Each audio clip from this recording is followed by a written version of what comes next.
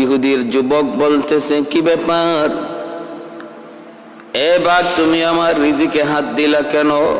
সাথে সাথে আল্লাহ পাক বাঘের জবান আল্লাহ খুলে দিলেন, বাঘের জবান আল্লাহ খুলে দিলেন। বলুন তো, আল্লাহ চাইলে বাঘের জবান আল্লাহ খুলে দিতে পারে কি পারে না? অবশ্যই পারেন, কারণ জবান দিছেন কে? আল্লাহ। যে আল্লাহ জবান দিছেন, যে আল্লাহ মানুষকে জবান দিয়েছেন, এই আল্লাহ চাইলে জানোয়ারকেও দিতে পারেন। যে আল্লাহ জবান দিয়েছেন, ওই আল্লাহ চাইলে মানুষের জবান আল্লাহ কেড়েও নিতে পারেন। আর রহমান আল্লামাল কুরআন খলাকাল ইনসানা আল্লামাহুল বায়ান।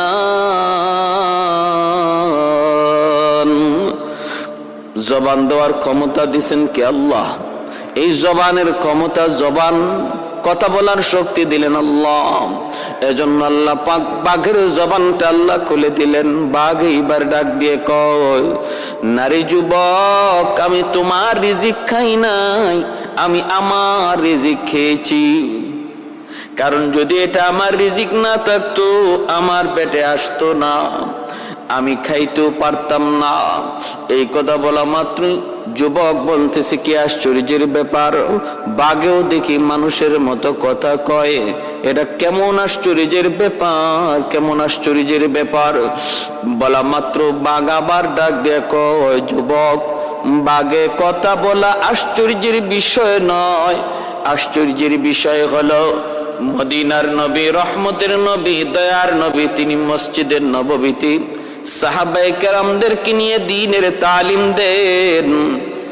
দয়ার নবী, মায়ার নবী, মানুষকে মানুষ বানান। মার গর্ভ থেকে দুনিয়ায় আসলে পরেই মানুষ হওয়া যায় না, মানুষ হতে হয়। সন্তান জন্ম দিলেই মানুষ বানানো যায় না, তারে মানুষ বানাইতে হয়।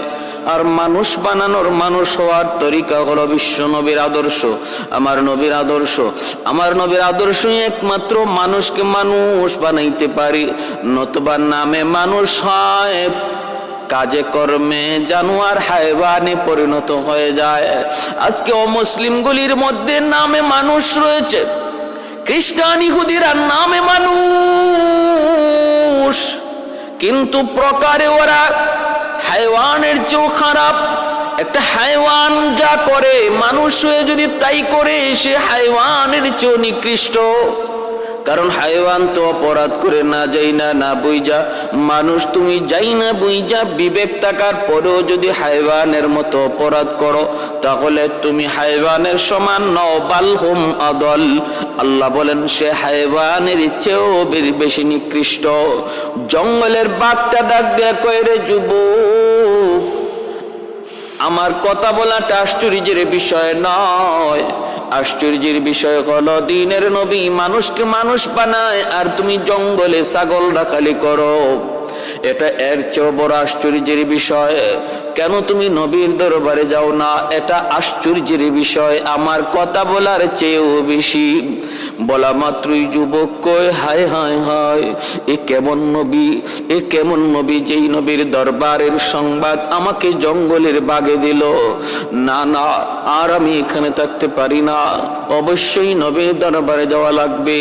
এইবার যুবক বলতেছে, আমি তো যেতে চাই, কিন্তু আমার ছাগলগুলি রাখালি করবে কি? আমার ছাগল রাখালি করবে কি? আমি যদি নবীর দরবারে যাই, আমার ছাগল রাখালি করবে কি? বাঘ তখন ডাক দিয়া বলে, কোনো টেনশন নাই, টেনশন করো না, আমি তোমার ছাগলের পাহারাদারি করব। কেমন কথা কয়! যুবক বলে, হ, তোমার কাছে আমি ছাগলগুলি দিয়ে যাব। আমি পাগল হয়েছি, আমি বুঝি পাগল হয়েছি, পাগল। আমার মাথায় বুঝি কোনো বুদ্ধি নাই। একটা ছাগল খেয়ে ফেলেছ, আমি বলেছিলাম কেন খাইছো? তুমি বলো এটা তুমি তোমার রিজিক খাইছো। এখন যদি ছাগলগুলি তোমার কাছে দিয়া যাই, তাহলে শিয়ালের কাছে মুরগি বাগি দেওয়ার অবস্থা হবে। আইসা দেখবো, এসে দেখবো তোমার কাছে একটা ছাগলও নাই। যদি বলি কি করলা, তুমি বলবা তোমার রিজিক তুমি খাইছো। বাঘ বলতেছে, রে যুবক, মুখ সামলায় কথা বলো, তোমরা মানুষ তোমরা তোমাদের ওয়াদা খেলাফি করতে পারো, কিন্তু আমরা হাইওয়ান হলেও ওয়াদা খেলাফি জানি না, ওয়াদা খেলাফি জানি না। মানুষ হইয়া তোমরা ওয়াদা খেলাফি করতে পারো, টিন দেওয়ার কথা কইয়া দিতে না পারো, রাস্তা করবার কথা কইয়া তোমরা না করতে পারো, ব্রিজ বানাইতে যাইয়া রডের বদলা বাঁশ ঢুকাইতে পারো, এটা তোমাদের কাজ। কিন্তু আমরা হাইওয়ান হলেও কথা ঠিক, জবান ঠিক, যা বলি তা রাখি। আমাদের জবানে কোনো ধরনের কোনো দুষ্কি নাই, ছলচাতুরি নেই, গাদ্দারি নেই। 100 বিশ্বাস করতে পারো আমার উপর, 100 কোনো টেনশন নাই, চিন্তার কোনো কারণ নাই। আমি হায়ওয়ান, আমি তোমাকে ওয়াদা দিলাম সবগুলি ছাগল আমানত পাবে। একটা ছাগল আমাকে মজুরি বাবদ তুমি দিয়ে যেতে পারো একটা, আমি যে তোমার ছাগলগুলি পাহারাদারি করব, রাখালি করব, আমাকে একটা ছাগল দিয়ে যাও আমার খাওয়ার জন্য। যুবক বলে হ্যাঁ দিয়ে দিলাম, যাও একটা ছাগল তোমারে দিয়ে দিলাম, বাকিগুলি তোমার কাছে আমানত। কোনো অসুবিধা নাই, যেতে পারো। মায়েরা, বন্ধুরা, এ কেমন যুগ, কেমন যুগ, কেমন সোনালী যুগ, কেমন ইনসাফের যুগ ছিল। হাইওয়ানগুলি পর্যন্ত আমার নবীর খেলাফত, আমার নবীর শাসনামলে তারা জুলুম করতো না। নবীর খলিফাদের শাসনামলেও হাইওয়ানগুলি পর্যন্ত জুলুম করতো না। আর আজকে মানুষের শাসনামলে দেখা যায় হাইওয়ান তো বাদ, মানুষ মানুষের উপরে যেই পরিমাণ জুলুম করে হাইওয়ানের চেয়েও বেশি, হাইওয়ানের চেয়েও বেশি। হাইওয়ান ও হাইওয়ানের উপরে তোরা জুলুম করে না। আজকের যুগে মানুষ মানুষের উপরে যেই পরিমাণ জুলুম করে। এ যুবক, খেয়াল করে শুনো রে যুবক, ওই ইহুদি যুবকটা ছাগলগুলি বাঘের কাছে আমানত দিয়া আল্লাহর নবীর দরবারে রওনা দিল। যেই মাত্র যুবক রওনা দিল মসজিদে নববীর দিকে, আল্লাহর নবীর কাছে আসবে, সাথে সাথে আল্লাহ পাক জিব্রাইল আমিনকে পাঠিয়ে দিলেন। জিব্রাইল আমিন আমার নবীর কাছে আইসা হাজির হয়ে বলতেছেন, নবী গো, ওগো নবী, এই মুহূর্তে আপনার কাছে একটা যুবক আসতেছে, ইহুদি যুবক, একটা ইহুদি যুবক আসতেছে কালেমা পড়ে মুসলমান হওয়ার জন্য। নবী গো, জানেননি ওই ইহুদি যুবকটারে আপনার দরবারের খবর কোনো মানুষে দেয় নাই, কোনো জিন্নাতে দেয় নাই, না না, কোনো মানুষ তারই খবর দেয় নাই। নবী গো, আপনার দরবারের খবর দিয়েছে তার জঙ্গলের একটি বাঘ, জঙ্গলের বাঘের কাছ থেকে আপনার দরবারের সংবাদ পেয়ে আসতেছে। অতএব আপনি তারে একটু সম্মান জানান, তারে সুস্বাগতম জানান। আল্লাহর নবী মসজিদে নববীতে সাহাবায়ে কেরামদেরকে নিয়ে দ্বীনের তালিম দিচ্ছেন। নবীর সাথে সাথে বললেন, সাহাবীরা একটু উঠো, এই মুহূর্তে আমরা মসজিদের নববী থেকে বের হব। একজন যুবক আসতেছে আমার কাছে কালেমা পড়ে মুসলমান হওয়ার জন্য। যেই যুবককে আমার দরবারের খবর কোনো মানুষে দেয় নাই, যারে আমার দরবারের খবর দিয়েছে জঙ্গলের বাঘ, আর বাঘ তারে পাঠাইছে, আর বাকি বাঘে তারে ছাগলগুলি রাখালি করতেছি। दुनिया से हर जुल्म सितम तुमने मिटाया, दुनिया से हर जुल्म सितम तुमने मिटाया, असनाम से काबा को पाकीज़ा बनाया, असनाम से काबा को पाकीज़ा बनाया। दर पेशानी ने तरीक़ों को दरिया कर दिया, दिल को रोशन कर दिया, आंखों को बीना कर दिया, दिल को रोशन कर दिया, आंखों को बीना कर दिया। আল্লাহর নবী মসজিদে নববী থেকে বের হলেন রে যুবক। মদিনার সাহাবায়ে কেরাম দুই সারিতে লাইন ধরে দাঁড়ালো। মায়ার নবী মাঝখানে তাকায় রইছেন। ওই যুবকের দিকে যেই যুবক আসতেছে মসজিদে নববীর কাছাকাছি আসা মাত্র যুবক তাকায় দেখলো ঘটনা কি। আমি আসার আগে আমার আসার খবর নবীর দরবার কেমন করে পৌঁছলো। সাহাবায়ে কেরামদেরকে দুই সারিতে লাইন ধরে দাঁড় করিয়ে মায়ার নবী মাঝখানে তিনি দাঁড়ায় অপেক্ষা করছেন। যুবক কাছে আসলো, আল্লাহর নবী আগায় গেলেন, বুকে জড়ায় নিলেন, মুচকি হাসি দিয়ে মায়ার নবী বুকে জড়ায় নিলেন। যুবক চোখ দিয়ে পানি জড়ি আর কান্দে আর কই, নবী গো, ওগো নবীজি, আমি আসার আগে আমার খবর আপনার কাছে কেমনে পৌঁছলো? আল্লাহর নবী বলতেছেন, যুবক, তোমাকে নবীর দরবারের খবর কোন মানুষে দেয় নাই, দিয়েছে জঙ্গলের বাঘ। বাকি ছাগলগুলি রাখালিও করতেছে ওই জঙ্গলের বাঘটা। এই খবর তুমি আসার আগে আমাকে দিয়েছেন আমার মালিক, পাঠিয়ে দিয়েছেন জিব্রাইলে আমিন। ওই যুবক তখন সাথে সাথে আমার নবীর কদম জড়ায় দইরা চোখের পানি জড়ায় কই, নবী গো, আমি আর দেরি করতে চাই না গো নবী, এই মুহূর্তে আমাকে কালেমা পড়ায় মুসলমান বানায়া দিন। ভাইরা আমার, জন্য বলছিলাম জঙ্গলের বাঘে আমার নবীর চিনলো, কিন্তু নবীর চাচা হইয়া আবু জাহেল নবীকে চিনলো না, এমনকি হত্যা করার ষড়যন্ত্র করে। কত বড় মাস্টার প্ল্যান গর্ত বানায় রাখলো। আর আমার নবীর আদর্শের উত্তম একটা দিক হলো অসুস্থ মানুষের সেবা করা। ওই অসুস্থ মানুষের ভান ধরে বিছানায় পড়ে আবু জাহেল নবীকে ডাক দিল। আল্লাহর নবীও নেক নিয়ত, সাদা দিল, আমার নবীর দিলের মধ্যে কোনো ছলচাতুরি নেই। মায়ার নবী বের হয়ে গেলেন চাচাকে দেখতে। কাছাকাছি চলে আসলেন, অল্প কয়েকটা কদম দিলে পরে মায়ার নবী ওই গর্তে পড়ে যাবেন। ওই অবস্থায় আল্লাহ পাক জিব্রাইল আমিনকে বলেন, জিব্রিল তাড়াতাড়ি যাও, আমার বন্ধু তো বুঝে না রে, আমার বন্ধু তো বুঝার কথাও না, আমার বন্ধু তো জানে না, আমার বন্ধু তো জানার কথাও না, আমি আল্লাহ না জানাইলে বন্ধু কেমন করে জানবে? যাও জিব্রাইল তাড়াতাড়ি যায় বলো আমার বন্ধুকে সামনে যেন আর একটা কদম না বাড়ায়, ঘটনা তুমি খুলে বলে দিও। জিব্রাইল আমিন এসে হাজির। আল্লাহর নবীকে জিব্রাইল আমিন কানে কানে বলে দিলেন। আবু জাহেলের লোকগুলি জিব্রাইলকে দেখলেন না, অদৃশ্য নিরাকার হইয়া কানে কানে বলে দিলেন, নবী গো, আর কদম দিয়েন না, একটা কদমও সামনে দিয়েন না গো নবী, কারণ আপনি যা ভাবতেছেন ঘটনা তা নয়। আপনি যেমন সাদা দিলের মানুষ, আবু জাহেল কিন্তু এমন সাদা দিলের না। তার ভিতরে রয়েছে নেফাক, তার ভিতরে রয়েছে কালিমা, তার ভিতরে রয়েছে নাপাক, আর আপনার ভিতর হলো পাক। এজন্য আল্লাহর সাহায্য আপনার সাথে। যাদের দিল পাক এদের পক্ষে আল্লাহর সাহায্য, আর যাদের দিল না পাক এদের সাথে আছে শয়তান।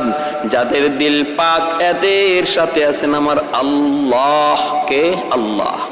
জিব্রাইলে আমিন বলেন, নবী গো, আর কদম দিয়েন না, কারণ আবু জাহেল অসুস্থ নয়, বিছানায় পড়ে অসুস্থ মানুষের ভান ধরছে আর গর্ত বানায় রাখছে। উদ্দেশ্য হলো আপনি বুঝবেন না এখানে যে গর্ত, পা দেওয়া মাত্রই নিচে চলে যাবেন। আবু জাহেল লোকজন নিয়ে আপনাকে মাটি দিয়ে চাপা দিয়ে দিবে। এই হলো ওর ষড়যন্ত্র, এই হলো ওর ষড়যন্ত্র। অতএব আপনি সামনে যায়েন না, রিটার্ন আপনি ব্যাক করেন, এখান থেকে আপনি আবার চলে যান। আল্লাহর নবী কথা জানা মাত্রই সাথে সাথে নবী কদম জায়গায় জমায়ে দিলেন আর সামনে বাড়লেন মা নবী। এখান থেকেই তিনি কদম সরায় রওনা দিলেন, চলে যাচ্ছেন। আল্লাহর নবী জানাইলেন কে? বলে আল্লাহ। নবী চলে যাচ্ছেন। আবু জাহেলের লোকগুলি কয়, মুহাম্মদ কি ব্যাপার, আপনি কি যাবেন না? নবী কয়, না আমি যাব না, আমার একটা প্রয়োজন আছে, আমার একটা প্রয়োজন রয়ে গেছে, আমার একটা দরকার রয়ে গেছে, আমি পরে আসতেছি, যাও। এই কথা বললাম আর নবী কদম এখান থেকে পিছনের দিকে ব্যাক করে চলে আসলেন। লোকগুলা এবার আবু জাহেলের কাছে গেল, কপাল থাপড়াইতে থাপড়াইতে কপালের মধ্যে থাপড়ায় আর বলতেছে, হায় হায়, আর যদি আর কয়েকটা কদম দিত তাহলেই তো মুহাম্মদ গর্তে পড়ে যেত। এ দুশমনের দল, তোমরা যত ষড়যন্ত্র করো, আমার আল্লাহর ষড়যন্ত্র, আমার আল্লাহর কৌশলের কাছে কিছুই না।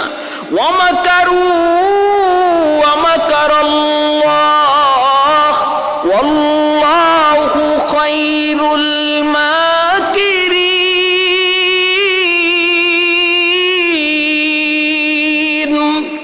ওরা ষড়যন্ত্র করে আর আল্লাহ কৌশল করেন। ওদের ষড়যন্ত্র আমার আল্লাহর কৌশলের সামনে দুলিশাত। এত কষ্ট করে যে গর্ত বানাইলো, মুহূর্তের ভিতরে আল্লাহ ধ্বংস করে দিলেন, নস্যাৎ করে দিলেন। আল্লাহ জিব্রাইলকে পাঠায় নবীকে এখান থেকে পাঠায় দিয়েছেন। কয় আগেই তো জিব্রাইলকে পাঠায় আল্লাহ পাক রব্বুল আলামিন, তিনি তো আগেই ঘর থেকে বের করাইতে নিষেধ করতে পারতেন, কিন্তু না, বের করাইয়া কাছাকাছি আনাইয়া ওদের আফসোস বাড়াইয়া, হাই রে হায়, আর যদি 2 কদম দিত তাহলেই তো গেল। ওদের মনের ভিতরে আফসোস আকাঙ্ক্ষা বাড়াইয়া, যন্ত্রণা বাড়াইয়া আল্লাহ পাক ওদের সমস্ত ষড়যন্ত্র নস্যাৎ করলেন। নবী রিটার্ন চলে গেলেন। এইদিকে আবু জাহেলের লোকগুলি আবু জাহেলের দরবারে দৌড়ে হাজির হয়ে বলতেছি, জাহাপনা নেতাজি, আর ঘুমায় থাকার লাগবে না, এবার বিছানা থেকে উঠে যাও। কয় কেন, কি হয়েছে? কয় তোমার ভাতিজা আসে নাই। কস কি তোরা? বলে হ, আসছিল ভালোই, কিন্তু গর্তের কাছাকাছি আসার পর কে যেন তারে কি বলল, আমরা তো কিছুই দেখলাম না, কিন্তু গর্তের কাছাকাছি আসা মাত্রই আর 2-4 কদম দিলেই হয়তো গর্তে পড়তো। ওই মুহূর্তে দাঁড়িয়ে গেল, আবার পিছন দিকে রওনা দিল। আমরা বললাম যাবা না? কয় না, যাব না। আবু জাহেল কয়, কস কি তোরা? লাভ দিয়া বিছানা দিকে উঠছে। কই রে আমার ভাতিজা, কই রে আমার ভাতিজা? এই বইলা আবু জাহেল দৌড় দেয়। নিজের খবর নাই, গর্ত যে বানায় রাখছে। আল্লাহ তার মাথা দেখে ওই সময় গর্তের কথা ভুলাই দিছেন। আল্লাহর সাথে ষড়যন্ত্র করো, আল্লাহর মোকাবেলা করো। আল্লাহ কেমন ধরাটা ধরে, আল্লাহ যখন ধরে দিশাও পায় না, কেমনে আল্লাহ কখন কি ভুলায় দেয় তাও জানে না। মুসা নবী ফেরাউনের দরবারে, ফেরাউন কয় তোমার আল্লাহরে কও, তোমার আল্লাহ যা পারে আমিও তা পারি। মুসা নবী কয় আল্লাহ, আমার আল্লাহ একজন হায়াত দেয়, মৌত দেয়। ফেরাউন কয় আমিও হায়াত দিই, মৌত দিই। বলে কেমনে? জেল থেকে 2 জন মানুষ আইনে একজনকে মারলো আর একজনকে জিন্দা ছেড়ে দিল। কয় দেখো, একজনরে হায়াত দিছে আর একজনরে মৌত দিছি। মুসা নবী কয় ওরে হারামি করছে কি? হারামি। এইবার ফেরাউন কি মুসা নবী বলতেছে, ঠিক আছে আমার আল্লাহ সূর্য পূর্ব দিকে উঠায়, পশ্চিম দিকে অস্ত নেয়, তুমি পারলে সূর্যকে পূর্ব থেকে নয় পশ্চিম থেকে উঠাও, পূর্ব দিকে অস্ত নেওয়াও। ফেরাউনি কথা শোনা মাত্রই ফাবুহিতাল্লাযী কাফার, নির্বাক হয়ে গেল, জবাব বন্ধ। আল্লাহ তার মাথা থেকে ওই সময় কথা বলে দিয়েছেন। কোন কথা? সে যদি বলতো যে না, সূর্য তো পূর্ব দিক থেকে আমি উঠাই, পশ্চিম দিকে অস্ত নেওয়াই, সূর্য পূর্ব দিক থেকে আমি উঠাই, আল্লাহকে বলো সূর্যকে পশ্চিম দিক থেকে উঠাই, তো এই কথাটা বলতে পারতো। বইলা সে একটু প্যাঁচ লাগাই দিতে পারতো, কিন্তু মাথা থেকে বুদ্ধি সরাই নিছে কে? আল্লাহ। এজন্য আল্লাহ কখন তার মাথা থেকে বুদ্ধির বাহাদুরি করে কোনো লাভ নাই। আমার বুদ্ধি খুব বেশি, আমার ব্রেন খুব বেশি, আমি খুব চৌকান্ন, আমার কোনো ক্ষতি কেউ করতে পারবে না, আমার কোনো ক্ষতি হতেও পারে না, আমার কোনো লস হইতে পারে না, এমন বাহাদুরি করা ঠিক না। তুমি যত বড় জ্ঞানী হও, যত বড় চৌকান্ন হও, আল্লাহ যখন চাইবো তোমার ধরতো, আল্লাহ যখন লিখে রাখবো তোমার তকদিরে কোনো ক্ষতি, তখন দেখবা তোমার বুদ্ধি বিবেক ওই জায়গায় কোনো কাজ করে না। পরে তুমি আফসোস করবা, হায় আমি এত বুদ্ধিমান হওয়া সত্যি এই কথাটা বুঝলাম না কেন, এই ইশারাটা বুঝলাম না কেন। এজন্য বাহাদুরি করে লাভ নাই রে আল্লাহর গোলাম, কোনো কিছুর বাহাদুরি করে কোনো লাভ নাই, বাহাদুরি করা যায় না, কারণ সবকিছু দেওয়া আমার আল্লাহর। ওই বুদ্ধি বিবেক বিবেচনা যুক্তি তর্ক সবকিছু আল্লাহ পাক তোমার ব্রেইনে দিয়েছেন। যখন তিনি চাইবেন এটারে কাজে লাগাইবেন, যখন তিনি চাইবেন তোমার এই শক্তিটারে আল্লাহ অকেজু করে দিবেন, অকেজু। ভাইরা বন্ধুদের জন্য বলতেছিলাম, একটু খেয়াল করে শুনুন, মনোযোগ দিয়ে শুনুন। আবু জাহেল কয়, কই রে আমার ভাতিজা, কই গেলা? কইয়া লাভ দিয়া আবু জাহেল বিছানা থেকে উঠছে, দৌড় দিছে। দৌড় দিয়া নিজেরই খবর নাই, নিজের মাথায় তখন এই চিন্তাটা নাই, আমি তো দরজার সামনে গর্ত বানিয়ে রাখছি। দৌড়টা দিয়াই নিজের গর্তে ধপাস দিয়া পড়লো, নিজের গর্তেই নিজে পড়লো। এইবার আবু জাহেল নিজের গর্তে নিজে পইরা কয়, হায় হায় আমি এটা কি করলাম, আমি এটা কি করলাম, আমি এটা কি করলাম, আমি গর্ত বানাইলাম অথচ আমি খবর রাখলাম না। এ আবুল আমারে উঠা। লোকজন ধরে উঠাইতে গেছে গর্তের ভিতর থেকে। ওই মুহূর্তে আল্লাহ পাক রব্বুল আলামিন গর্তকে বলতেছেন, রে গর্ত, তোর ভিতরে কে আইছে তুই জানোস নি? বলে কি কয় আবু জাহেল, এ আমার নবীর দুশ্মন, আমি আল্লাহর দুশ্মন, সাবধান, ওরে আরো নিচে নিয়ে যা, আরো নিচে নিয়ে যা। গর্ত আরো নিচে যাইতে লাগলো, আরো নিচে যাইতে লাগলো। আবু জাহেলও নিচে যায়, আবু জাহেলও নিচে যায়। বাইরা বন্ধুরা, ওই অবস্থা আল্লাহর নবী, রহমতের নবী, মায়ার নবী, দয়ার নবী, তিনি তো তার বাড়িতে ফিরে আসলেন। কিন্তু গর্ত আবু জাহেল রে ভালো করে চিনছে সে যে আল্লাহ আল্লাহ রসুলের দুশ্মন। গর্ত যদ্দুর আবু জাহেল বানাইছিল আরো ডাবল গর্ত হয়ে গেল। লোকজন হাত বাড়ায়, লাগাল পায় না। আবু জাহেল কয়, রশি ফালা, রশি ফালায়, রশি তো লাগাল পায় না। মই ফালায়, মইও লাগাল পায় না। আবু জাহেল তখন কয়, কি রে, আমি তো এত বড় গর্ত বানাই নাই, এত গভীর আমার গর্ত নয়, তাহলে এত গভীরে কেমনে পুষলাম? ওরা উপর থেকে কয়, নেতা, আমাদের কাছে সব, আমাদের কাছে যত আসবাব আছিল তোমাকে তোলার সব শেষ, এখন আমরা বুঝি না কেমনে তোমারে তুলবো। আবু জাহেল নিচ থেকে কয়, আমি বুঝে ফেলেছি গন্ডগোল কোন জায়গায়। সমস্যা হলো আমার আসমানে, চিকিৎসা চলছে জমিনে। আগুন লাগছে শেরপুর, পানি দেওয়া হয় ফরিদপুর। এই আগুন জীবনে কোনোদিন নিভবে না। আগুন যদি নিভাইতে হয় শেরপুরের আগুনে পানি দাও, চিকিৎসা যদি করতে হয় আসমানে চিকিৎসা করাও। আমার গন্ডগোল কোথায় আমি বুঝে ফেলেছি। আমার বাতিজা মুহাম্মদের কাছে তোমরা তাড়াতাড়ি করে যাও রে। আমার বাতিজা মুহাম্মদ না আসা পর্যন্ত আমাকে কেউ গর্ত থেকে তুলতে পারবে না। লোকগুলা নবীর কাছে চলে আসলো, এই সেই ডাক দিয়া বলতেছে, মুহাম্মদ, মুহাম্মদ, তোমার চাচা আবু জাহেল গর্তে পড়ে গেছে, এখন তারে তুলতে পারি না, কোনোভাবেই তুলতে পারি না।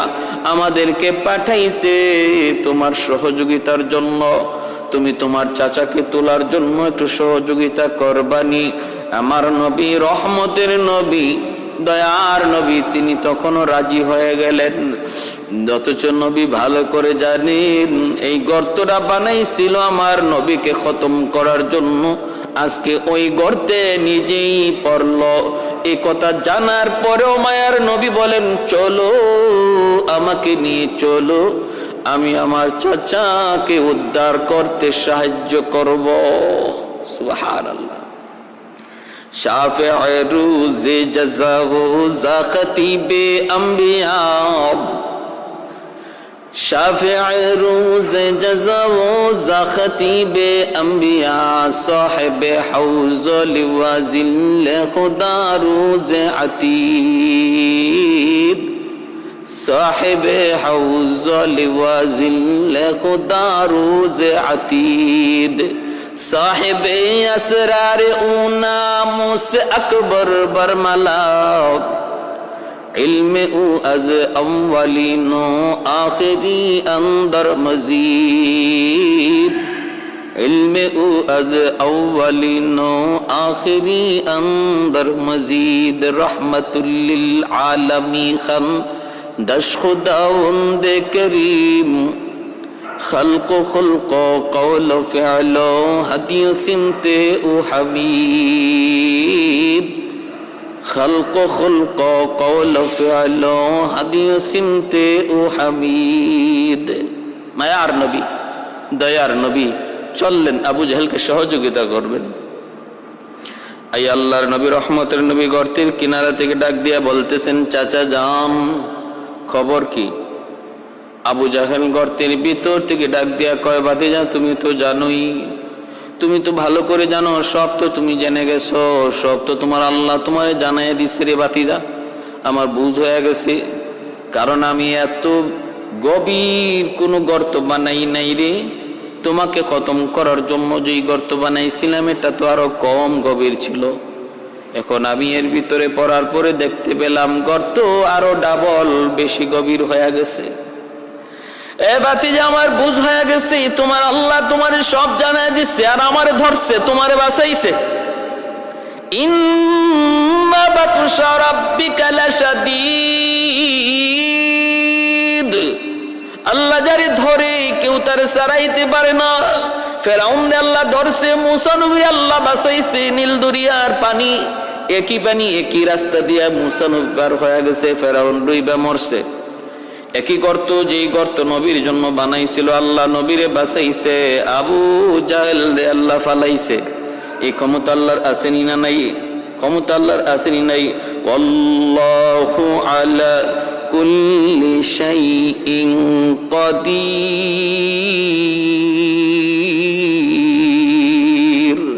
আল্লাহ পাক সব কিছুর উপরে ক্ষমতাবান। ভাইরা আমার, এই জন্য আল্লাহর নবী, রহমতের নবী বলতেছেন, চাচা যান খবর কি? আবু জাহেল কয়, ভাতিজা খবর তো সব দেখতাছই, এখন ওরা গর্তের এই বিশাল গর্ত থেকে আমাকে তুলতে পারে না, মই দিয়েও লাগাল পায় না, রশি দিয়েও লাগাল পায় না, হাত বাড়ায় লাগাল পায় না। আমি তো বুঝে গেছি মামলা কোথায়। ভাতিজা তুমি ছাড়া আমাকে কেউ তুলতে পারবে না, আমার বিশ্বাস হয়ে গেছে, কেউ তুলতে পারবে না, দুনিয়ার কোনো শক্তি নাই আমাকে এই গর্ত থেকে তুলতে পারে, শুধুমাত্র তুমি ছাড়া। আল্লাহর নবী বলেন, চাচা এত দূর যখন আপনি বুঝেন, বাকিটা বুঝেন না কেন?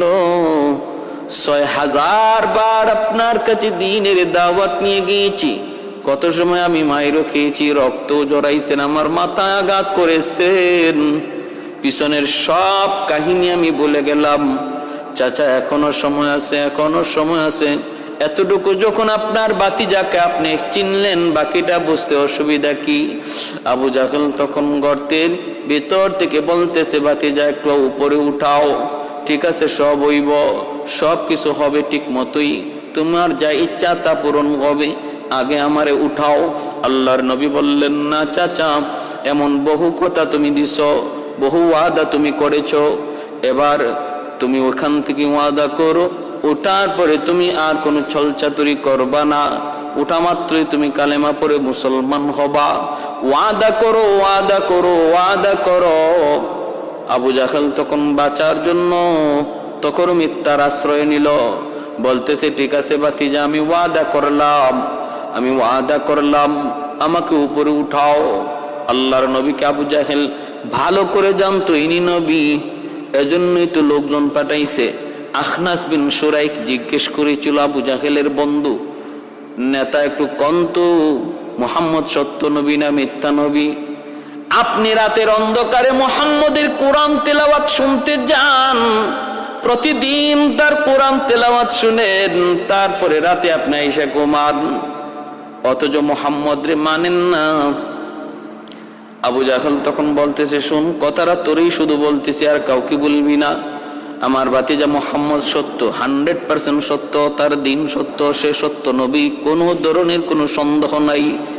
তাহলে মানেন না কেন? কয়, মানিন না শুধু এক কারণে, মুহাম্মদকে মানলে আমার নেতাগিরি চলবে না, আমার নেতাগিরি চলবে না, আমার সরদারি বাতিল হয়ে যাবে, এজন্যই শুধু মুহাম্মদকে মানতে পারি না, বাকি মুহাম্মদ যে সত্য নবী বিন্দু পরিমাণ এতে কোনো সন্দেহ নাই। এজন্যই তো আবু জাহেল ভালো করে বুঝছে আমার ভাতিজা ছাড়া কেউ তুলতে পারবে না, কারণ আমার মামলা আসমানে, চিকিৎসা যদি জমিনে হয় কোনোদিন রোগ সারবে না। এ ভাতিজা আগে উঠাও, তারপরে আমি কথা দিলাম কালেমা পড়ব। আল্লাহর নবী রহমতের নবী হাত মোবারক কানা তিনি বাড়ায় দিলেন। নবীজি যখন হাত মোবারকটা বাড়ায় দিছেন আল্লাহ পাক তখন ওই গর্তকে ডাক দিয়ে বলে, গর্তরি তোর কাছে কে হাত পাঠাইছে? আমার বন্ধু হাত পাঠাইছে, চিনচনি? এখন আবু জাহেল লিফটের মতো তুই উপরে উঠায় দে, আমার বন্ধুর হাতে ওর হাতটা লাগায় দে। আল্লাহ পাকের হুকুমে গর্ত আবু জাহেলকে লিফটের মতো উপরে উঠায় দিল। আল্লাহ নবীর হাত মোবারক ধরলো, নবী টান দিয়ে আবু জাহেলকে উপরে উঠে নিলেন। উঠানোর পরেই নবী বলতেছেন, চাচা যান, এবার আপনি একটু কালেমা পড়ে মুসলমান হইয়া দেখান, ওয়াদা রক্ষা করুন, ওয়াদা পূরণ করুন। অথচ দেখেন কত বড় বেঈমান, পড়ার সময় দেখছে সে যে নিচে যায়, উঠার সময় দেখছে গর্ত তারে লিফটের মতো উপরে উঠায়। এত বড় মুজিজা, এত বড় নবীর মুজিজা দেখার পরও কপালে হেদায়েত নাই। নবী যখন বলেন ওয়াদা পূরণ করুন, তখনই আবু জাহেল কয়, ভাতিজা তুমি যে এত বড় জাদুকর আমি আগে জানতাম না। নাউজুবিল্লাহ, এত বড় মুনাফিক, কই তুমি যে এত বড় জাদুকর এটা আমি আগে জানতাম না। কি বুঝলেন? হেদায়েত কপালে নাই। হেদায়েত কি নাই? কপালে নাই। এজন্য এমন কথা বলছে, ইন্নাকা লা তাহদি মান আহবাবতা ওয়ালাকিন্নাল্লাহ ইয়াহদি মান ইয়াশা। আমার নবী ভীষণ কষ্ট পেলেন, ভীষণ মর্মাহত হলেন। এইবার আল্লাহর নবী চলে আসলেন বাড়িতে, মনে কষ্ট নিয়ে। নবীর মন অনেক বেজার। আম্মাদান খাদিজাতুল কুবরা রাদিয়াল্লাহু তাআলা আনহা নবীর চোখের পানি মুছেন, সান্ত্বনা দিন আর বলতেছেন, না গো নবী আপনি টেনশন করবেন না, এই দিন নয় আরো দিন সামনে আছে। আল্লাহ একদিন আমাদের সুখের দিন রাখবে। আবু জাহেলের প্রয়োজন নাই, আল্লাহ তার কপালে হেদায়েত রাখে নাই। হেদায়েতের মালিক আপনি নন, আমি নই, কেউ নই। হেদায়েতের মালিক তো আল্লাহ। আমি আপনি শুধু চেষ্টা করে যাব, আমি আপনি শুধু বুঝায় যাব। বোঝানোর দায়িত্ব আমাদের। কার কপালে হেদায়েত জুটবে, কার কপালে জুটবে না, এই খবর আল্লাহর হাতে। ওয়াজ নসিহত করা উলামায়ে কেরামের কাম। কার দিল নরম হবে আর কে নামাজি হবে সেটা জানেন কি? আমার আল্লাহ। ভাইরা আমার, এজন্য বলতেছিলাম আবু জাহেল কত কত ষড়যন্ত্র আমার নবীর বিরুদ্ধে করলো। সর্বশেষ যে মাস্টার প্ল্যানটা করলো, এই মাস্টার প্ল্যানও কামিয়াব হলো না। আল্লাহ আমার নবীকে বাঁচালেন, আবু জাহেলকে ধরলেন। আর ওই চিনল বনের হরিণ, চিনল বনের বাঘ, কিন্তু নবীর চাচা হইয়া নবীকে চিনল না। ঐতিহাসিক তিনটা চর, তিনটা থাপ্পড় মূসা আলাইহিস সালামের, ঐতিহাসিক। এর মধ্যে একটা হলো বনি ইসরাইল মূসা নবীর বংশ, আর ফেরাউনের বংশের নাম হলো কিপ্তি। এই ফেরাউনের বংশের এক লোক আর মূসা নবীর বংশের এক লোক, এই দুই লোকে ঝগড়া লাগতেছিল। আর মূসা নবী যাচ্ছেন, একজন ডাক দিছে সাহায্যের জন্য। মূসা নবী গেছেন, যে মায়ের দুজনের ঝগড়া ভাঙ্গানোর নিয়তে বলতেছেন, যাও, ঝগড়া জাতি এগুলো ভালো কাজ না। আমরাও যেমন দেখি ছোট বাচ্চারা দুইজনে যখন ঝগড়া করে, একজন মুরব্বী যায় একজনের একটা চট দেয়, আরেকজন আরেকটা চট দেয়, দিয়া এই ঝগড়াটা থামায়া দেয়। হযরত মূসা কালিমুল্লাহ তিনিও এইরকম ভাবে একটু হালকা থাপ্পড় দিয়া, বেড়া যাও, পারে না এই কথা বইলা যে একটা থাপ্পড় দিলেন, একটা চর দিলেন। এই ধরনের চর বা থাপ্পড় কি কেউ মানুষকে হত্যা করার জন্য দেয়? ঝগড়া ভাঙ্গানোর জন্য হালকা ভাবে দেয়। মূসা নবীও হালকা ভাবে দিলেন। আল্লাহ কোরআনের মধ্যে বলছে, ওই হালকা চর, এই হালকা থাপ্পড়ে লোকটা জাগার মধ্যে ঠান্ডা। মারাই গেল, মরে গেছে। তাহলে কি কেমন শক্তি ছিল মুসা নবীর হাতে? এগুলো একটা ঘটনা। আরেকটা ঘটনা হলো হযরত মুসা আলাইহিস সালাম, বুখারী শরীফে ইমাম বুখারী রহমতুল্লাহি আলাইহি তার বুখারী শরীফের টিকার মধ্যে ঘটনা এনেছেন। মালাকুল মউত আজরাইল আলাইহিস সালাম ইনি মুসা নবীর কাছে জান কবজের জন্য এসেছিলেন। আর মুসা আলাইহিস সালাম কোন এক কথা প্রসঙ্গে গুসা হইয়া মালাকুল মউত আজরাইলকে একটা চর মেরেছিলেন, যেই চরে তার একটা চোখ খোলা একদম হাতে চলে আসছিল। এই ঘটনাটা আমি আপনাদের সামনে এখন বলবো, কেন তিনি চর মেরেছিলেন আর এরপরে কি হয়েছিল। মুসা আলাইহিস সালামের জমানা পর্যন্ত মালাকুল মউত আজরাইল আলাইহিস সালাম তিনি মানুষের বেশ ধরে জান কবজ করতেন। আর এই ঘটনার পর থেকেই আল্লাহ পাক মানুষের সুরত ধরে জান কবজ করার সিস্টেম পাল্টায় দিলেন। কেন? ঘটনাটা কি? ঘটনাটা হলো হযরত মুসা আলাইহিস সালামের অন্তিম সময়ে মালাকুল মউত আজরাইল এসে হাজির। তাও নিজের ইচ্ছায় তো মালাকুল মউত আজরাইল কারো জান কবজ করেন না, আল্লাহর নির্দেশে। সিদরাতুল মুনতাহার পাশে একটা বিশাল বড় বড়ই গাছ, ওই বড়ই গাছে দুনিয়ার শুরু থেকে নিয়ে শেষ পর্যন্ত যত মানুষ, প্রতিটা মানুষের নামে নামে এক একটা পাতা আছে, ওই পাতায় নাম ঠিকানা আছে। মৃত্যুর 40 দিন আগে পাতাটা লাল হয়ে যায়, তারপরে এই পাতাটা মাটিতে পড়ে, পড়া মাত্রই আজরাইল আলাইহিস সালাম পাতাটা হাতে নেন, হাতে নিয়ে নাম ঠিকানা দেখেন, আর তখনই বুঝেন যে লোকটার হায়াত শেষ। জান কবজের জন্য তিনি তার বাহিনী পাঠান, নিজে আসেন। হযরত আজরাইল আলাইহিস সালাম আল্লাহ পাকের প্রসিদ্ধ 4 জন ফেরেশতার একজন উল্লেখযোগ্য সম্মানিত ফেরেশতা মালাকুল মউত আজরাইল আলাইহিস সালাম, যার দায়িত্ব শুধু একটাই, মানুষের রূহ কবজ করা, প্রাণী জগতের রূহ কবজ করা। তিনি মুসা আলাইহিস সালামের কাছে আসলেন, আয়েশা বলতেছেন যে আপনার সময় শেষ, প্রস্তুতি নেন।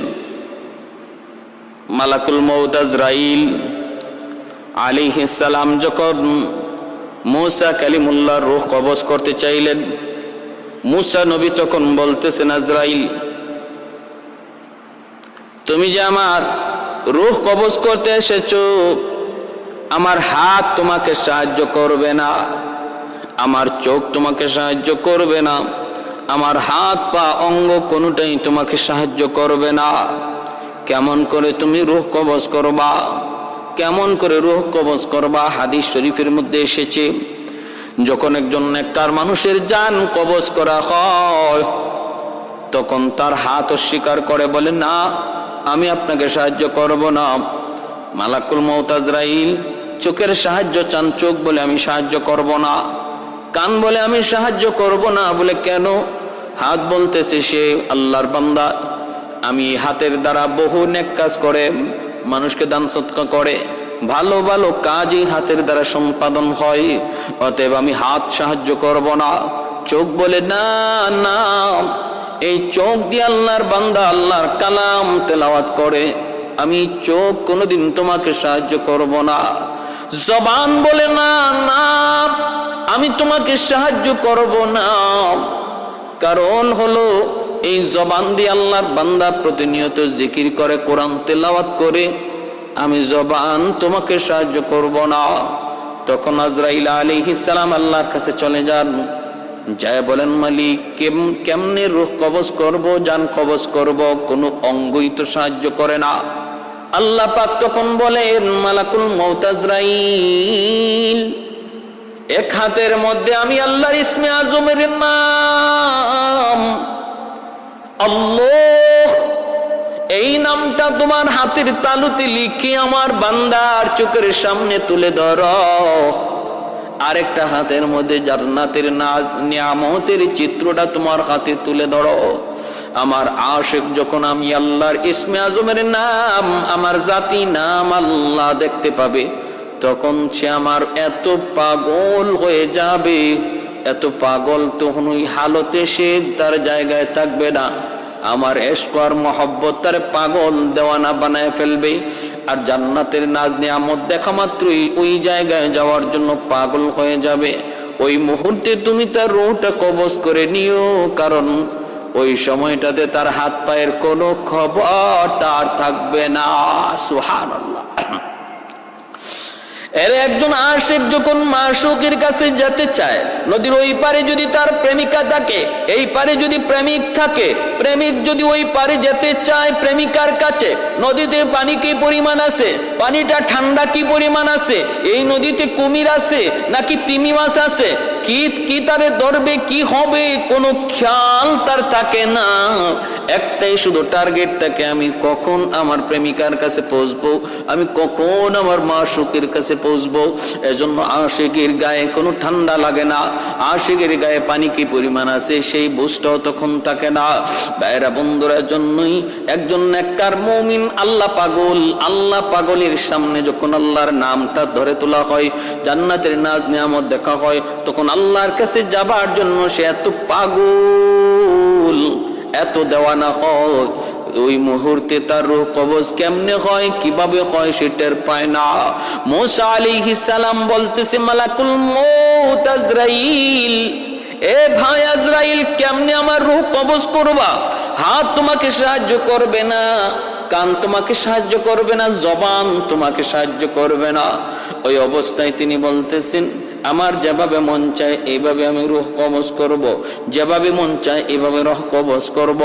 এই কথাটা বলা মাত্রই মুসা কালিমুল্লাহর গুসা উঠে গেল, কারণ তিনি তো নরম না, তিনি খুব গরম নবী, খুব গরম নবী মুসা কালিমুল্লাহ। যখন গুসা উঠত এই টুপিটা ছিদ্র হইয়া চুলগুলা খাড়ায় যেত। মুসা কালিমুল্লাহ এত গরম নবী ছিলেন, ওই নবীর সাথে সাথে গরম হয়ে গেলেন। কয় কি, যেভাবে তার মন চায় সেভাবে রূহ কবজ করবে। একটা গায়ে চর মাইরা দিলেন, তার গালে একটা চর মাইরা দিলেন।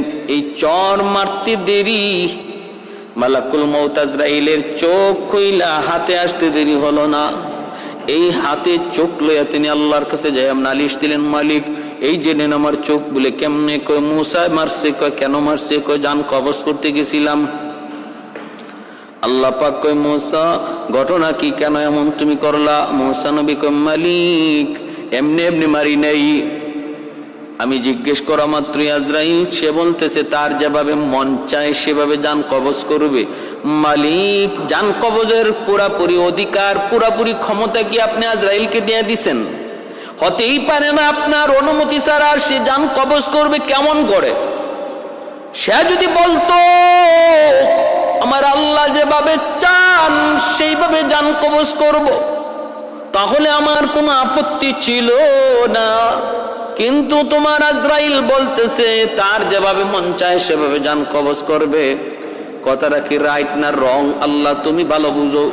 এবার আল্লাহ বলতেছেন, আজরাইল কথাটা তোমার হয় নাই, নবীর সাথে এইভাবে কথা বলা ঠিক হয় নাই, তোমার তো রং হয়েছে কথা বলার মধ্যে। ঠিক আছে, আমি দেখতেছি। এই কথা বইলা মালাকুল মউত আজরাইল আলাইহিস সালামের চোখ আল্লাহ পাক আবার ভালো করে দিলেন। এরপরে মালাকুল মউত আজরাইল বলতেছে, মালিক ভালো কথা, দোষ আমারই হয়েছে, কথাটা আমার ঠিক হয় নাই, 1000 বার মেনে নিলাম, কিন্তু আমি এই কাজ করবো না, আমি এই দায়িত্ব আর পালন করবো না। কেন? আল্লাহ আজকে তোমার নবী মুসা কালিমুল্লাহ মারছে, আগামীকাল আবার কে মারে ঠিক নাই, কারণ কামটা তো বেশি ভালো না। বাবার সামনে সন্তানের রূহ কবজ করে নিয়ে আসি, এই দৃশ্যটা, এই কথাটা, এই বিষয়টা বাবা কেমন করে মানবে? সন্তানের সামনে বাবার রূহ কবজ কেমন করে সন্তান সেটা সইবে? ভাইয়ের সামনে ভাই কেমন করে ভাই সেটাকে সহ্য করবে? স্ত্রীর সামনে স্বামীর রূহ কবজ কেমন করে সেটা স্ত্রী সইবে? অতএব কাজটা এত বেশি ভালো নয়, কাজটা বড় জটিল। আল্লাহ এই দায়িত্ব আমাকে দিয়েন না, মাপ চাই। আল্লাহ আমাকে এই দায়িত্ব দিয়েন না, অন্য কোনো ফেরেশতাকে আপনি এই দায়িত্ব দেন, আমাকে অন্য কোনো দায়িত্ব দেন, আর কোনো দায়িত্ব আছে কিনা সেটা দেন। আল্লাহ পাক রব্বুল আলামিন কয় না, ও মালাকুল মউত আজরাইল দায়িত্ব তোমারই, এই দায়িত্ব তোমাকে পালন করতে হবে। কয় মালিক তাহলে কেমন করে, কোন দিন কোথায় আমি ধরা খাই? আজকে মূসা মারছে, আগামীকাল কে জানি আমার দরজা বন্ধ করে আটকে হত্যা করে ফেলে, এর কোনো গ্যারান্টি নেই। ঢুকবো আমি রূহ কবজ করার জন্য ঘরে, যদি দরজা বন্ধ করে আটকায় ফেলে। কারণ এর আগ পর্যন্ত মালাকুল মউত আজরাইল মানুষের সুরত ধরে রূহ কবজ করতে যেতেন। সুলাইমান আলাইহিস সালামের রূহ কবজের সময়ও মালাকুল মউত আজরাইল মানুষের বেশ ধরে আসছেন। আল্লাহ পাক রব্বুল আলামিন বলে, ঠিক আছে আমি সিস্টেম পাল্টায় দিলাম। সিস্টেম আমি পাল্টায় দিলাম বলে কেমনি? কয় এখন থেকে আর মানুষের বেশ ধরে তুমি রূহ কবজ করবা না, তোমাকে অদৃশ্য বানাইয়া পাঠাবো, অদৃশ্য করে পাঠাবো। কেউ তোমারে দেখবে না, দেখবে শুধু মৃত্যু মুখের যাত্রী মানুষটা শুধু তোমারে দেখবে, আর কেউ তোমারে দেখবে না, আর কেউ তোমারে দেখবে না। মালাকুল মউত আজরাইল বলতেছেন, মালিক তাহলে ভালো কথা বুঝলাম, কিন্তু গালাগালি কই যাবে? বলে কি গালাগালি? আমি যখন রূহটা কবজ করে নিয়ে আসি তখন তার আপনজন প্রিয়জনরা আমাকে গালি দেয়। বাবার রূহ কবজ করে আনলে সন্তান আমারে গালি দেয়। আজরাইলের আর কোনো কাম নাই, খায়া কাম নাই, আমার আব্বার রূহটা কবজ করে নিয়ে গেছি, আজরাইল ভালো না। বউয়ের সামনে স্বামীর জান কবজ করলে স্ত্রী কয় আমাকে আমি ভালো না। সন্তানের রূহ কবজ করে নিয়ে আসলে বাপ মা আমারে গালি দেয়। আল্লাহ গালি যাবে কোথায়? আল্লাহ পাক তখনও বলেন, ঠিক আছে এই সিস্টেমটাও আমি আল্লাহ পাল্টাই নিলাম। এখন থেকে আর স্বাভাবিক মরণ নয়, কোনো না কোনো একটা উজর থাকবে, কোনো না কোনো একটা উসিলা থাকবে, কোনো না কোনো একটা উসিলায় আমি কারো না কারো রূহ কবজ করাবো। হয়তো মৃত্যুর আগে তার জ্বর হবে, মৃত্যুর আগে পেট ব্যথা হবে, মৃত্যুর আগে তার স্ট্রোক হবে, মৃত্যুর আগে তার হার্ট অ্যাটাক হবে, মৃত্যুর আগে তার অ্যাক্সিডেন্ট হবে, মৃত্যুর আগে তার আগুনে পোড়া হবে, মৃত্যুর আগে তার গায়ে গুলি লাগবে, গুলি, মৃত্যুর আগে তার গায়ে ছুরি লাগবে, মৃত্যুর আগে সে গলায় রশি লাগাবে, মৃত্যুর আগে সে পানিতে পড়বে। কোনো না কোনো একটা উসিলা তার জীবনে আমি আল্লাহ দিয়া দিব। তখন মানুষের তোমারে গালি দিবে না, মানুষ বলবে হার্ট অ্যাটাক করে মারা গেছে। কেমনে মারা গেছে? কয় স্ট্রোক করে মারা গেছে। কেমনে মারা গেছে? কয় পানিতে পড়ে মারা গেছে। কেমনে মারা গেছে? কয় রোড অ্যাক্সিডেন্টে মারা গেছে। অথচ তার হায়াত শেষ, মূলত তার হায়াত শেষ, এটাই হলো বাস্তবতা। কিন্তু হায়াত শেষ হওয়া মাত্রই একটা না একটা উসিলা আমি বানায়া তোমার কাছ থেকে এই দায়িত্বটা, তোমাকে যে গালি দিত ওই গালিটা আর দিবে না, তোমাকে দোষমুক্ত রাখবো, তোমাকে মুক্ত করে রাখবো। মালাকুল মউত আজরাইল কয়, আল্লাহ এমন যদি হয় তাহলে আমি রাজি আছি। ভাইরা বন্ধুরা, জন্যই মুর্দা মউতের আগে মানুষকে দেখে ফেরেশতাও দেখে। আল্লাহর নবী বলেন, একজন মাইয়িত মুমূর্ষকালে মানুষ যেমন দেখে ফেরেশতারও দেখে, কিন্তু ওই ফেরেশতার মানুষে দেখে না, ওই ফেরেশতার মানুষে দেখে না। সে যদি নেককার হয় আল্লাহ ওয়ালা হয়, রেশমি রুমালের মধ্যে জান্নাতি রুমালের মধ্যে এক ধরনের সুঘ্রাণ নিয়ে সে ঘরে ঢুকবি, পুরা ঘরটা জান্নাতে মোহিত হয়ে যাবে।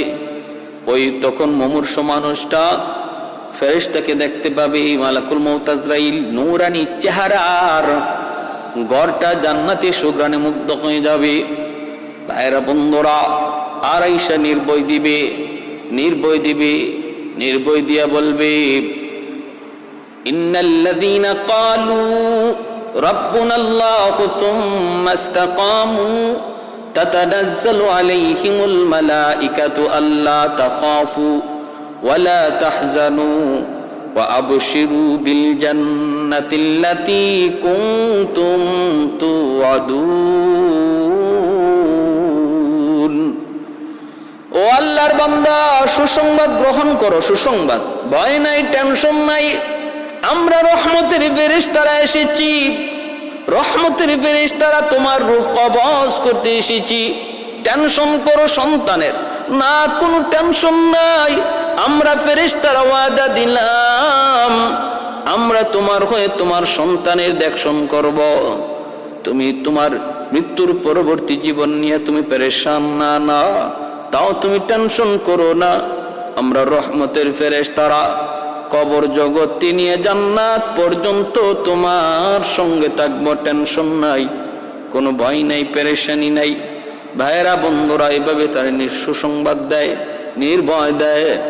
এজন্যই ওই মুর্দা মানুষটা তখন নেককার মানুষে দেখে, নেককার হলে সে রহমতের ফেরেশতা দেখে, আর যদি বদকার হয় তখন আযাবের ফেরেশতাকে দেখতে পায়। চোখটা শুধু ঘুরাইতে থাকে, চোখটা ঘুরাইতে থাকে, লুকাইবার চেষ্টা করে, ভয় পায়, ভয় পায়, ভয় পায়, কে যেন তার ঘরে ঢুকছে। এরা কারা, এরা কারা? মাঝে মাঝে এমনও কেউ বলে, হায় এরা কারা? পাশে যে মানুষটা বসা সে দেখে না, কিন্তু মৃত্যু মুখের যাত্রী মানুষটা তখন দেখতে পায় আর বলে ওরা কারা গো, ওরা কারা? ভয় পায়, রুটা বের হতে চায় না। ভাইয়েরা বন্ধুদের জন্য আল্লাহ বলতেছেন আজরাইল মৌতের আগে উসিলা বানিয়ে দেব, উসিলা, ভয় নাই, টেনশন নাই। আর তোমাকে আমি অদৃশ্য বানিয়ে পাঠাবো, কেউ দেখবে না, দরজা বন্ধ করা লাগবে না। দরজা যদি বন্ধ করাও থাকে, বুলেট প্রুফ গাড়িতে থাকে, বুলেট প্রুফ জ্যাকেট পরা থাকে, তবু তোমাকে আটকাইতে পারবে না, তোমাকে আটকাইতে পারবে না। বুলেট প্রুফ জ্যাকেট পরে বুলেট ফিরানো যায়, বুলেট প্রুফ গাড়িতে বৈশা গাড়ি থেকে বুলেট ফিরানো যায়, কিন্তু আজরাইল প্রুফ কোনো গাড়ি আর জ্যাকেট আজও পর্যন্ত কেউ বানাইতে পারে নাই। ভাইরা বন্ধুরা জন্য বলতেছিলাম, আল্লাহ কয় না না না না, মালাকুল মউত আজরাইল দায়িত্ব তোমারই। আল্লাহ পাক রব্বুল আলামিন এই দায়িত্ব মুসা কালিমুল্লাহর জমানা পর্যন্ত যে সিস্টেম ছিল রূহ কবজের একরকম, আর ওই দিনের ঐতিহাসিক ওই থাপ্পড় চোর মালাকুল মউত আজরাইলকে দেওয়ার পরে সিস্টেম আল্লাহ পাল্টায় দিছেন। আগের সিস্টেমে না, পুরা ভিন্ন সিস্টেমে রূহ কবজ করেন। আরেকটা ঘটনা হলো ঐতিহাসিক চোর ফেরাউন, ছোট্ট মুসা কালিমুল্লাহ, ফেরাউনের ঘরে আল্লাহ লালন পালন করাইলেন। ওই মুসা কালিমুল্লাহ ফেরাউনের ঘরেই লালন পালন হলেন। আল্লাহর কুদরত বুঝাবার দায়, যারে মারার জন্য ফেরাউনের পুরা রাজত্ব ক্ষমতা লেলায় দিল। 1000 শিশু বাচ্চা জবাই করলো। যেই বাচ্চার বয়স, সেই বাচ্চা মুসা কালিমুল্লাহকে আল্লাহ পাক ফেরাউনের ঘরেই লালন পালন করাইতেছেন। এক পর্যায়ে ফেরাউন বিবি আসিয়াকে বলতেছে, দেখি বাচ্চাটারে আমার কুলে একটু দাও, একটু আদর করতে মন চায়।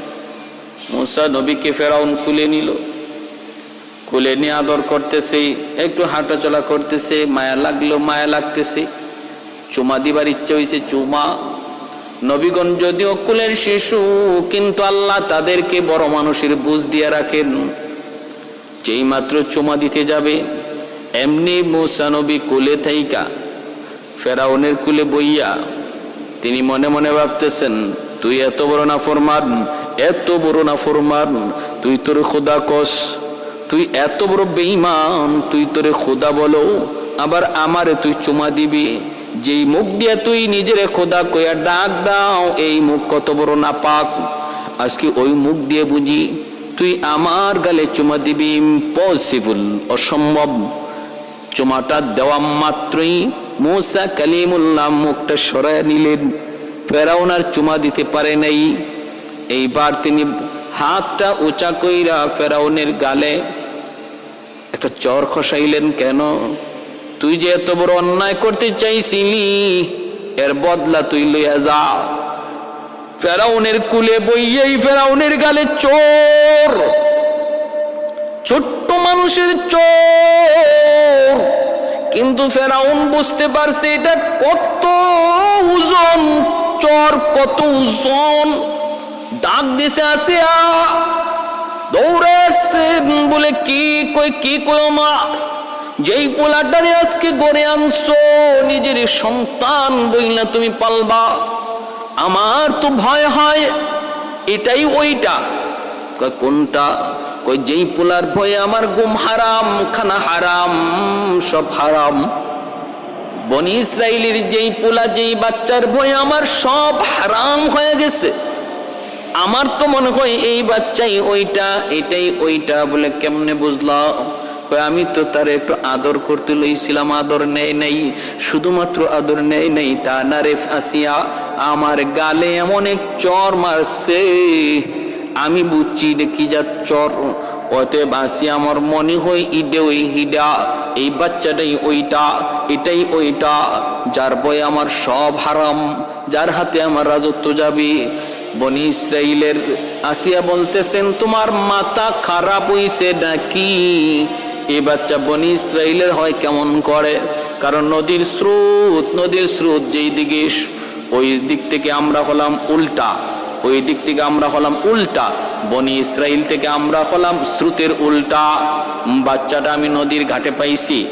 যদি এটা বনি ইসরাইলের বাচ্চা হইতো, বাক্সের মধ্যে স্রোতের উল্টা আসার কথা না, ওটা স্রোতের বাইলে বাইলে যাওয়ার কথা, স্রোতের বায়ে বায়ে যাওয়ার কথা। ফেরাউন কয় কথাটা তো ঠিক, কথাটা তো ঠিক। তাদের ব্রেইনে, ফেরাউনের ব্রেইন সহ সমস্ত মানুষের ব্রেইনের যুক্তিকে অকেজো বানায় দিয়েছেন কে? বলে আমার আল্লাহ। কেমনে? কারণ মূসা নবীর এই বাক্সটাকে তাফসীরে কুরতুবীর মধ্যে লিখেন আল্লাহ পাক স্রোতের উল্টা দিকে চালাইছিলেন। ক্ষমতা আল্লাহর আছেনি না নাই? আহাদুন লাইসা কামিসলি সামাদুন লাইসা কাফাদলি লিমানিল মুলকু তুগুই তু সাজাওয়ার খুদাই, তো খুদাওয়ান্দ ইয়ামিনি তো খুদাওয়ান্দ ইয়াসারি, তো খুদাওয়ান্দ জমিনি তো খুদাওয়ান্দ সামাই, তো রহিমি তো করিমি তো সামিঈ তো বসীরি, তো মুইজ্জি তো মুযিল্লি তো মালিকিল আরশি বাজাই, বরি আজ খুরদন ও খুফতন, বরি আজ তুহমত মুরদন, বরি আজ বিম উম্মিদি, বরি আজ রঞ্জ বালাই। বাইরা বন্ধুরা, এইবার আসিয়াকে ফেরাউন কয়, না না, এরপরও আমার ভয় হয়। চরটা মারছে বড় সাংঘাতিক চর। আসিয়া বলতেছেন, না না, ছোট বাচ্চা বুঝে না সুঝে না, ছোট বাচ্চারা স্বাভাবিকভাবেই হাত নাড়াচাড়া করে, হয়তো তোমার গালে লাগছে, তুমি বলতেছো চর। ফেরাউন কয়, না রে আসিয়া, চরটা তো আমি খাইছি, আমি বুঝি এটা কত সাংঘাতিক চর, আমি খাইছি, আমি বুঝি চরটা আমি খাইছি। যদি তুমি খাইতা, তুমি বুঝতা এটার মধ্যে কি শক্তি আর কি পাওয়ার। বুঝছেই মারছে না, বুঝছে না। তার এই চর আর থাপ্পড়ের ঢং আর নমুনায় বলে সে আমাকে চরটা খুব বুঝে শূন্য মারছে। আসিয়া বলতেছেন, তাহলে পরীক্ষা করা হোক, সে বুঝে না না বুঝে। চরটা বুঝে দিল না না বুঝে দিল, থাপ্পড়টা বুঝে মারলো না না বুঝে মারলো, কেমনে পরীক্ষা করবা? আসিয়া বলতেছেন, একদিকে স্বর্ণের চাকা রাখবো, আর একদিকে আগুনের চাকা রাখবো।